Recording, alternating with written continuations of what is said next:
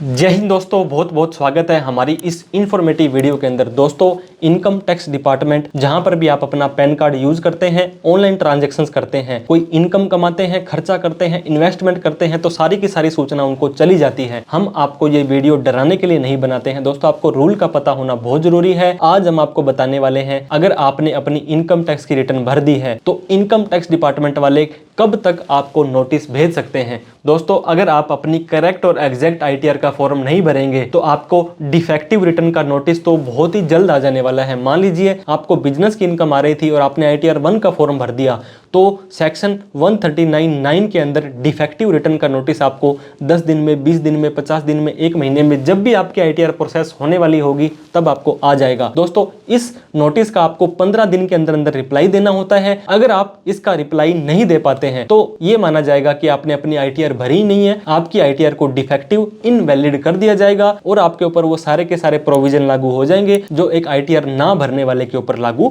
होते हैं। तो ये होता है सेक्शन 139(9) का। दोस्तों, इससे बचाव करने का आपका एक ही तरीका है, करेक्ट और एग्जैक्ट आईटीआर का फॉर्म भरें, किसी भी टैक्स प्रोफेशनल की हेल्प लें। हमारे द्वारा कोई हेल्प चाहिए हो तो दिए गए नंबर पर कॉल, मैसेज, व्हाट्सएप कर सकते हैं। इसके बाद अगला नोटिस जो दोस्तों आ सकता है सेक्शन 143(2), जो कि बहुत ही खतरनाक सेक्शन है, इनकम टैक्स स्क्रूटनी। जो आपकी सेक्शन 143(3) के अंदर अगर आपकी स्क्रूटनी करनी है तो आपको 143(2) का नोटिस भेजा जा सकता है। दोस्तों, ये नोटिस कब तक आ सकता है? अभी 1/4/24 से 31/3/25 फाइनेंशियल ईयर 24-25, असेसमेंट ईयर 25-26 का नोटिस आपको 30 जून 2026 तक आ सकता है। मतलब जिस साल की आईटीआर आपने भर दी, वो साल के बाद में जो अगला साल खत्म हो जाएगा वो पूरा साल, उसके बाद में 3 महीने का टाइम और दिया जाता है। अभी रिसेंट के अंदर ही 30 जून 2025 से पहले 31 मार्च 2024 के नोटिस आए हैं। दोस्तों, लगभग 2.25 लाख लोगों को आईटीआर जो डिफेक्टिव, 2.25 लाख लोगों को दोस्तों स्क्रूटनी के नोटिस आए हैं, जो आपको बहुत ही डिटेल के अंदर पूछा जाता है। आपको अपनी आईटीआर के हिसाब से जो आपने डिडक्शंस ली है, एग्जम्पशंस ली है, बुक्स ऑफ अकाउंट बनाई है, उन सभी का दोस्तों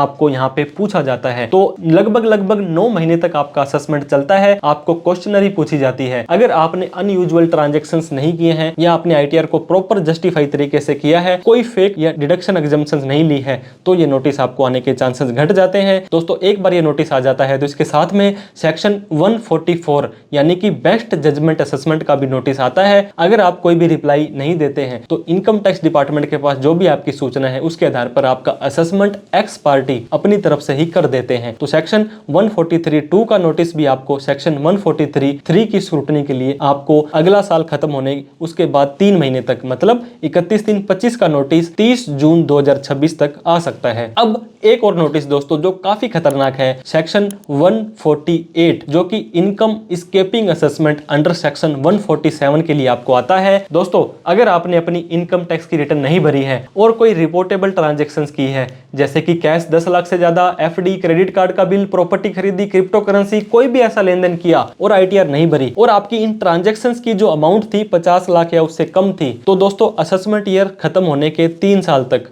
यानी फाइनेंशियल ईयर खत्म होने के 4 साल तक, 31 मार्च 2025 वाला नोटिस आपको 31 मार्च 2029 तक आ सकता है और 3 महीने का एक्स्ट्रा टाइम आपको दिया जाता है। तो 30 जून 2029 तक 31/3/25 वाला नोटिस आ सकता है अगर आपकी ट्रांजैक्शंस 50 लाख से कम है और आपने आईटीआर नहीं भरी है। दोस्तों, अगर आपकी ट्रांजैक्शन 50 लाख से ज्यादा है तो आपको यहाँ पे 3 साल की जगह 5 साल असेसमेंट ईयर खत्म होने के बाद, तो और फाइनेंशियल ईयर खत्म होने के बाद 6 साल तक ये नोटिस आ सकता है। मतलब 31/3/25 वाला नोटिस 31/3/2031 तक या उससे भी 3 महीने आगे का टाइम आपको दे दिया जाता है। 30 जून 2031 तक आपको ये नोटिस आ सकता है अगर आपने कोई ट्रांजैक्शंस 50 लाख से कम करी थी और आईटीआर नहीं भरी थी। लेकिन बहुत सारे केस में दोस्तों आईटीआर भरी होती है, आपने ट्रांजैक्शंस कर लिए, 1 करोड़ रुपए क्रेडिट कार्ड का बिल भर दिया और इनकम दिखाई 1 लाख रुपए, तो इस केस में आईटीआर भरी होगी तो भी सेक्शन 148 का नोटिस आपको आ सकता है। दोस्तों, हम भगवान से दुआ करते हैं आपको किसी भी तरह का नोटिस ना आए। सेक्शन 139(9) जो कि आपको डिफेक्टिव का आता है, सेक्शन 143(2) जो कि आपको 143(3) की स्क्रूटनी के लिए आता है, सेक्शन 144 जो कि आपको बेस्ट जजमेंट असेसमेंट का नोटिस आता है, सेक्शन 148 जो कि आपको इनकम स्केपिंग असेसमेंट सेक्शन 147 के असेसमेंट के लिए आता है। तो दोस्तों, आप लीगल रहें, लॉयल रहें, एआईएस TIS और फॉर्म 26S टाइम से चेक करते रहें। किसी टैक्स प्रोफेशनल की हेल्प लें ताकि आपके ITR अच्छे से प्रोसेस हो जाए, कोई दिक्कत आपको ना आए। किसी भी तरह की प्रोफेशनल हेल्प आपको चाहिए हो तो दिए गए नंबर पर कॉल, मैसेज, व्हाट्सएप कर सकते हैं। Thank you so much for watching this video. जय हिंद, जय भारत।